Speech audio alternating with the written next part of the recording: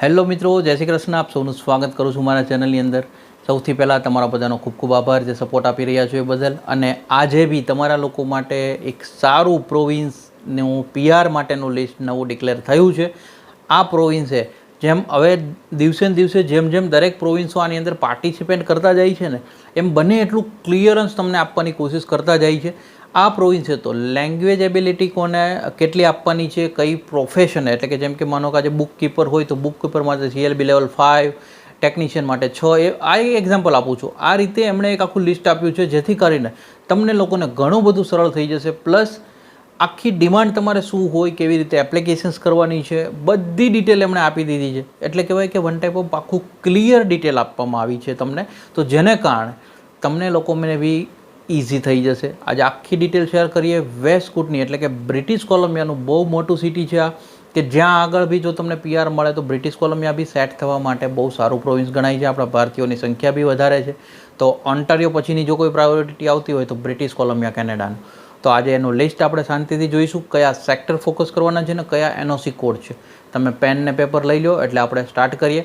ત્યાં સુધીમાં જે બધા પેન પેપર લે ત્યાં સુધી એક નાની અમથી અપડેટ આપી દઉં. તમારી આજુબાજુ રહેતા હોય યા કોઈ બી મિત્રો સગાવાલો, તમે લોકો ઉપર નંબર આપેલો છે. એમને અબ્રોડ સ્ટડી માટે જો એડમિશન જોઈએ છે, વિઝિટર વિઝા માટે જોઈએ છે, PR માટે માહિતી જોઈએ છે, તમે એમને કાઉન્સેલિંગ માટે મોકલી શકો છો. અને જો તમે જે રેફરન્સ આપશો એનું તમને બી કંઈક ફાયદો થઈ શકે એવી અમે કોશિશ કરતા રહીશું. અને મેઇનલી આપણી એક બીજી ચેનલનું ટાઇટલ બી આપણે ત્યાં આગળ હું લિંક રિફ્લેક્ટ કરાવી રહ્યો છું. તમે એ ચેનલના વિડીયોઝ બી મેક્ઝિમમ લોકોને શેર કરો, કારણ કે એમાં બીજી બધી કન્ટ્રીઝની અપડેશનો આપેલી છે આપણે લોકોએ, તો લોકો સુધી માહિતી પહોંચે.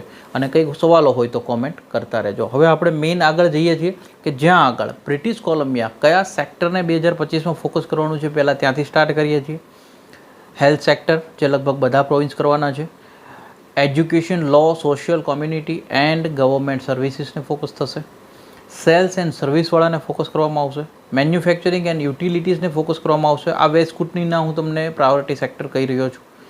ટ્રેડ, ટ્રાન્સપોર્ટ અને ઇક્વિપમેન્ટ ઓપરેટર્સની વાત કરી રહ્યો છું. હવે આની અંદર કયા ઓક્યુપેશન, હવે ખાસ નોટ કરજો પેન પેપર લઈને, કારણ કે કયા ઓક્યુપેશનને NOC કોડ્સને કયું CLB લેવલ આપવાનું છે અને એની બીજી રિક્વાયરમેન્ટ, એલિજિબિલિટી રિક્વાયરમેન્ટ શું છે, આ 4 વસ્તુ હું તમને કહેતો જઈશ, તમે નોટ ડાઉન કરો. એકાઉન્ટિંગ, ટેકનિશિયન એન્ડ બુક કીપરથી સ્ટાર્ટ કરીએ છીએ. NOC કોડ છે 12200. CLB લેવલ રિક્વાયરમેન્ટ છે 5 આપવાની છે. Must be in 5 priority sectors. મેં તમને જેવા સેક્ટર્સ પહેલાં કીધા એનું કારણ આ હતું કે આ 5 સેક્ટર્સની અંદરથી તમારી પ્રોફાઇલ પ્રાયોરિટીમાં આવી શકે. ત્યારબાદનો NOC કોડ છે બેકર્સ. મેં તમને લગભગ આની પહેલાં બી આપણે બ્રિટિશ કોલંબિયાના એક સિટીની જ્યારે આપણે ડિટેલ લીધી ત્યારે મેં તમને કીધું હતું કે હોસ્પિટાલિટી ટુરિઝમનું ફોકસ વધી રહ્યું છે, તો આમાં બી 63202 બેકર્સનો કોડ આવ્યો છે. CLB રિક્વાયરમેન્ટ તમે જુઓ 5 છે. ફાસ્ટ ફૂડ અને બિઝનેસ આર નોટ એલિજિબલ. જે ફાસ્ટ ફૂડ બિઝનેસમાં હોય એ લોકો આની અંદર એલિજિબલ નથી. એટલે આ બી તમારે હવે ખાસ જો મેં કીધું એડિશનલ રિક્વાયરમેન્ટ સાથે આપ્યું છે, એટલે ક્લિયરિટી મળશે કે કોણે એપ્લાય કરવું અને કોણે ના કરવું.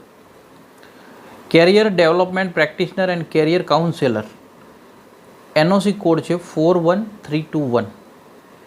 CLB લેવલ 6 સબમિટ કરવાનું છે એ લોકોએ. બીજી કોઈ એડિશનલ કન્ડિશન નોટ એપ્લિકેબલ છે આની અંદર. કારપેન્ટર્સનો NOC કોડ આવ્યો છે 72310નો NOC કોડ. CLB લેવલ તમારે જે છે 5 સબમિટ કરવાનું છે. એડિશનલ કન્ડિશન નથી કોઈ આની અંદર.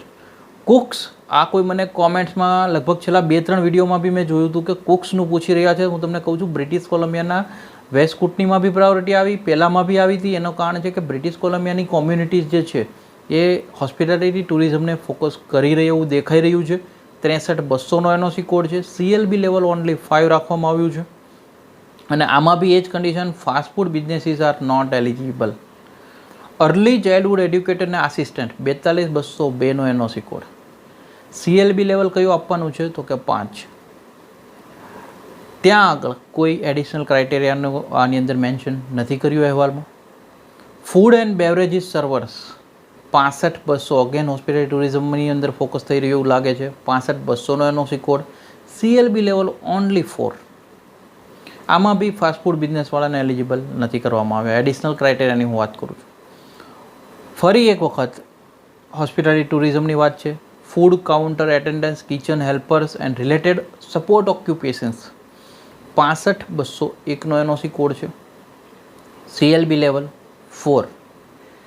હવે તો કે આની અંદર એડિશનલ ક્રાઇટેરિયામાં ટાઇટલ જે છે 1 category tier category, 2 category food barista counter attendant, ફાસ્ટફૂડની અંદર જો જવું હોય તો 1 ને 2 ટિયર કેટેગરી તમારે મેન્શન કરવાની છે. ફ્રન્ટ ડેસ્ક એજન્ટ 64,314 64314નો NOC code. CLB level 4 only રાખવામાં આવ્યો છે. નોર્મલી ફ્રન્ટ ડેસ્ક પ્રોફિયન્સી વધારે માગતું હોય છે કોઈ બી સેક્ટર્સની અંદર, 5-6 હોવું જોઈએ, પરંતુ CLB લેવલ બ્રિટિશ કોલંબિયાએ 4 રાખ્યું છે. એડિશનલ કોઈ ક્રાઇટેરિયા નથી આપ્યા. જનરલ ઓફિસ સપોર્ટ વર્કર્સ 14,100નો એનઓસી કોડ છે. CLB લેવલ અહીંયા પણ 4 રાખવામાં આવ્યું છે. મસ્ટ બી ઇન 5 પ્રાયોરિટી સેક્ટર્સવાળાને ફોકસ કરશે. હેલ્થ કેર એડ્સવાળાને ફોકસ કરવામાં આવ્યા છે. 33,102નો એનઓસી કોડ છે. CLB લેવલ 5 આપવાનું રહેશે એ લોકોએ. બીજી કોઈ એડિશનલ એમ્પ્લોયર કેપ નથી આની અંદર. હેવી ડ્યુટી ઇક્વિપમેન્ટ મિકેનિક્સ 72,401નો એનઓસી કોડ છે.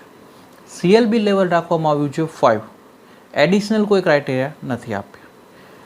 લાઇટ ડ્યુટી ક્લીનર્સ 65,310નો એનઓસી કોડ છે. CLB લેવલ છે only 4. Accepted job title additional ક્રાઇટેરિયામાં જોજો 1 હાઉસકીપિંગવાળા છે, રૂમ એટેન્ડન્સવાળા છે એ 2 અને લાઇટ ડ્યુટી ક્લીનર્સ આ લોકોને ફોકસ થઈ શકે આ એનઓસી કોડ્સની અંડરમાં. આ એનઓસી કોડ જ્યારે તમે લોકો એપ્લાય કરતા હો ઘણી વખતે તમે સાંભળો છો ને કે ભાઈ PR એપ્લાય કર્યું છે, ખુલ્લી કેમ નથી રહી, મારી ફાઇલનો વારો કેમ નથી આવી રહ્યો. આમાં ઘણું બધું એનઓસી કોડ ઉપર મેટર કરતું હોય છે. એટલે તમે એનઓસી કોડ ખાસ જોજો કે તમારી પ્રોફાઇલ પ્રમાણે કયો લગાવવો જોઈએ જેનાથી તમને બેનિફિટ્સ મળે. મટીરિયલ હેન્ડલર્સની વાત કરીએ 75,101નો એનઓસી કોડ. CLB લેવલ 5 છે. એડિશનલ ક્રાઇટેરિયા જોજો. એક્સેપ્ટેડ જોબ્સ ટાઇટલ્સ 1 એમાં ફોર્કલિફ્ટ ઓપરેટર છે, ફોર્કલિફ્ટ ટ્રક ઓપરેટર છે એ CLB ટાઇટલ 3ની અંડરમાં અને 2ની અંડરમાં છે. અને લેબર મટીરિયલ હેન્ડલિંગ અને 4ની અંડરમાં મટીરિયલ હેન્ડલર ને મેન્યુફેક્ચરર્સ અને વેરહાઉસિંગ. આ મેં તમને કીધું ને કે આ બધી જ ડ્યુટીઝ એક અલગ એનઓસી કોડ જનરેટ કરતી હોય. એટલે તમારે ટાઇટલ ક્યાં આવે છે અને કયો એનઓસી કોડ છે જેટલું તમે સમજશો એટલું તમને બેનિફિટ મળશે. Other labour in processing manufacturing and utilities 95,109નો એનઓસી કોડ છે. CLB લેવલ એ લોકોએ 4નું જ માગવામાં આવ્યું છે.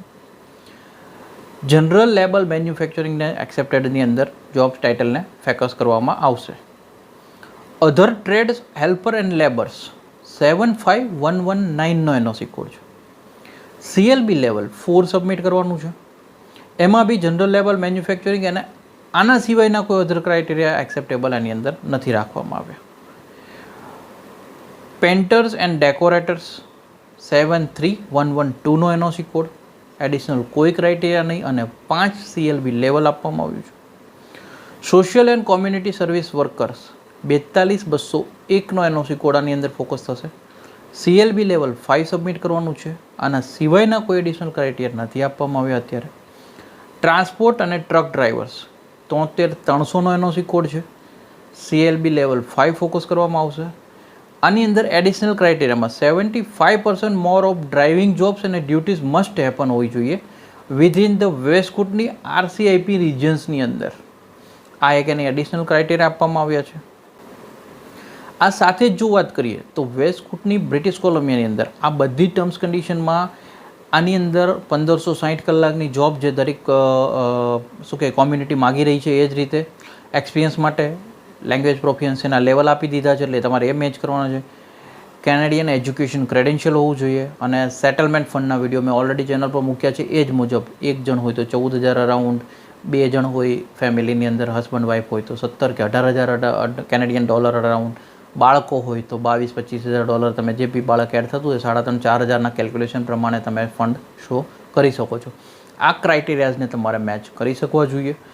આની સાથે જ તે મેઇનલી અમારી પાસે જે આખો અહેવાલ આવ્યો છે બહુ સરળ તમારી સુધી હેલ્પ કરવાની કોશિશ કરી છે. તમને વિડીયો સારો લાગ્યો હોય લાઇક કરી દો, મેક્સિમમ લોકોને શેર કરી દેજો અને spread education, support education always support કરતા રહેજો. Thank you so much. જય હિન્દ, જય ભારત.